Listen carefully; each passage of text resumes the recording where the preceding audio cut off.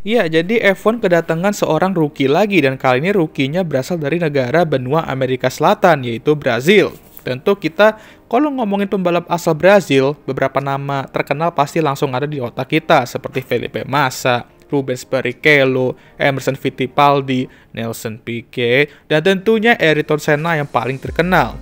Nah, setelah 2017, kita belum pernah melihat lagi tuh pembalap asal Brazil balapan di F1 secara full time. Tapi 2025, semua itu akan berubah ketika Gabriel Bortoleto akan bergabung dengan Sauber di 2025 dan menjadi salah satu bagian proyek Audi untuk 2026.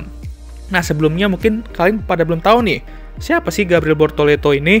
Nah, mari kita bahas.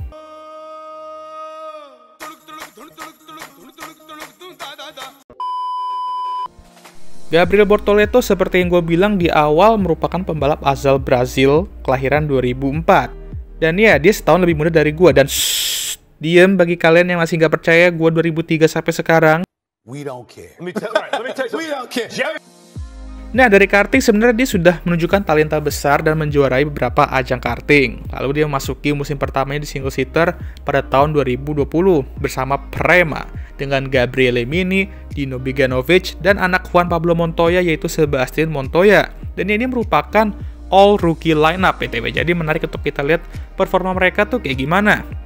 Dan jujur aja, di tahun ini Gabriel tidak begitu menonjol meskipun dia finish di posisi kelima klasemen dengan 1 kemenangan, 4 pole, dan 5 podium. Karena Gabriel Mini yang juara F4 saat itu, F4 Italian, dan Dino Beganovic mampu finish di atasnya saat itu, jadi dia cuma finish di depan Sebastian Montoya. Di 2021, dia naik ke FRECA, Formula Regional European Championship by Alpine. Ya, panjang banget namanya, suwe lah ya. Bersama FA Racing by MP. Dan ya, ini juga di saat dimana dia sudah di-backing oleh juara dunia F1 2 kali, yaitu Fernando Alonso. Dan bagaimana performa dia di musim itu? Ya, kurang.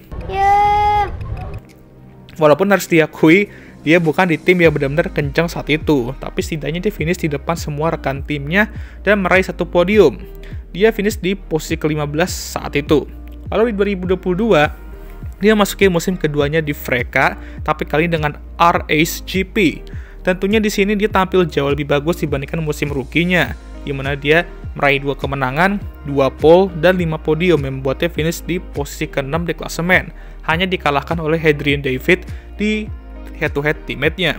Ya, pada titik ini gue sebenarnya juga udah merhatiin dia ya, dan gue mikir, ya ini pembalap B aja cuy. Karena nggak ada yang menunjukkan sesuatu yang spesial sejauh itu di feature series dari Gabriel Bortoleto.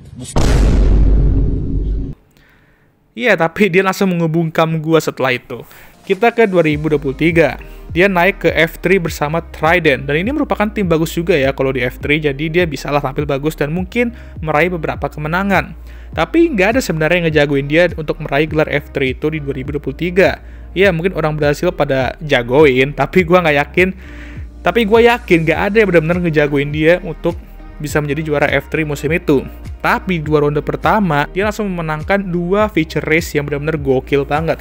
Karena di ajang balapan yang kompetitif kayak F3, meraih 2 kemenangan feature race itu udah bisa dibilang ngedorong lo untuk jadi title contender. Asalkan lo konsisten. Ya, dimana itu yang ia lakukan di musim itu. Setelah 2 ronde pertama itu, dia selalu finish di top 7 di semua balapan, dan ini benar-benar membuatnya nyaman di pimpinan klasemen sementara pembalap lain pada jambak-jambakan yang membuat mereka kehilangan poin.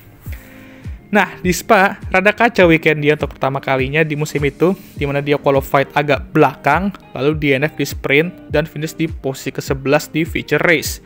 Nah, di weekend ini, Paul Aron di Prema itu benar-benar ngancem kenyamanan dia di pimpinan klasemen, karena pas itu, feature race, dia benar-benar on point buat strateginya dan memimpin cukup jauh, dan ini bisa mendekatkan poin dia dengan Gabriel Bortoleto di klasemen yang saat itu lagi struggling di bawah top 10. Habis itu Prema malah mengferrarikan diri dengan strategi mereka. Akhirnya meskipun dengan weekend yang kacau, dia berpeluang untuk meraih gelar juara F3 itu di ronde terakhir dan pas sesi qualifying. Ya, kalian gak salah dengar, karena di F3 ketika lu dapat pole position, lu tuh dapat tambahan 2 poin. Nah, kalau misal Gabriel Bortoleto dapat pole, atau jangan dapat pole dah, kalau misal Paul Aron atau Pepe Marti gagal dapat pole saat itu, ya udah kelar dan Gabriel Bortoleto bakal jadi juaranya, dan itu yang terjadi. Ya, dia juara Formula 3 dan lagi-lagi juara F3 diumumkan di pit lane untuk kedua kalinya. Sangat meresahkan. Benar-benar musim yang sangat konsisten dari Gabriel dan sangat amat layak untuk menjadi juara. Tapi ya sangat amat gak disangka juga karena seperti yang gue bilang tadi, nggak ada yang ngejagoin ini orang sebenarnya di awal musim. Nah, pada 2024, dia tentunya naik ke Formula 2 bersama Invicta Racing dengan Kush Maini sebagai rekan tim. Di sini juga dia di-backing oleh McLaren dan masuk ke junior driver mereka. Dengan regulasi baru, musim F2 di 2024 ini pasti dapat memberikan kita banyak kejutan. Dan bener, Gabriel di qualifying F2 pertamanya langsung pole ketika Kush Maini dapat pole tapi kena diskualifikasi. Tapi awal musim memang rada sulit karena dia terlibat di beberapa insiden dan race pace yang agak kurang. Karena masih minim pengalamannya di F2, jadi ya wajar aja kalau manajemen bannya tuh masih kurang. Tapi dia masih cukup konsisten untuk dapat poin-poin besar. Dan setelah itu ya udah makin konsisten ya kan, termasuk kemenangan di Austria Feature Race. Lalu ini dia nih yang epic ya, yang paling epic menurut gua. Di Monza, di mana dia qualify di posisi ke-19 karena spin di qualifying, dia mampu memanfaatkan kekacauan di depan di feature race yang menunjukkan pace yang gokil dan meraih kemenangan di feature race, jadi dari posisi 19 sampai posisi 1 di akhir balapan. Sebelum Max Verstappen di Brazil kemarin, ada Gabriel Bortoleto nih bos. Edan, eta teh. Edun. Dan gak hanya itu aja, dia juga langsung memimpin klasemen di balapan ini dengan jarak 4,5 poin dari Isaac Hadjar di posisi kedua. Dan gue nggak heran kalau misal dia nanti juara beneran dan menjadi pembalap keempat yang meraih gelar F3 dan F2 secara berturut-turut di musim rookie-nya, karena momentum sekarang ada di dia nih. Apalagi setelah dia diumumkan minggu lalu menjadi pembalap Sauber di 2025 bertandem dengan Nico Hülkenberg. Nah, sekarang apakah ini merupakan keputusan yang tepat nih bang? Iya, karena di video Sauber kemarin, gue ada bilang Sauber perlu ambil pembalap muda karena mereka udah ada Nico Hülkenberg sebagai pembalap yang berpengalaman itu. Dan di situ gue bilang Gabriel Bortoleto adalah salah satu kandidatnya.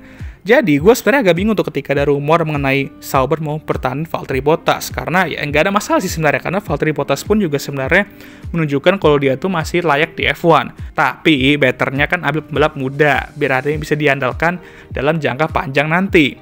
Kalau bisa ya bertalenta besar, dan Gabriel Bortoleto adalah orang itu. Tapi bang, kenapa nggak ambil Franco Colapinto atau Mick Schumacher? Ya tanya Mattia Binotto lah, karena kedua pembalap itu juga sebenarnya menurut gua sama layaknya juga. Tapi pada akhirnya mereka memutuskan untuk ambil Gabriel Bortoleto yang dimana ya udah nggak salah juga gitu. Kapan lagi nih lo bisa ambil pembalap yang memiliki kemungkinan untuk menjadi juara F2 dan F3 di musim rookie-nya dan bisa membuat kolom komentar sosmed mereka nanti ramai dengan orang Brazil ya kan? Apalagi kalau misal seandainya nih Franco Colapinto naik ke F1 juga musim depan, itu kolom sosmed mereka bakal banjir dengan orang Argentina dan Brazil. Udah kayak Copa America aja ya kan? Mengerikan. Sekian video kali ini, gimana menurut kalian? Jangan lupa like, subscribe, dan share video ini, dan jangan lupa juga untuk menyalakan lonceng notifikasi agar kalian semua tahu ketika gue ngupload video baru. Jangan lupa juga untuk follow Instagram gue. Dan seperti biasa yang sudah menonton video ini, gue mau mengucapkan thank you very much.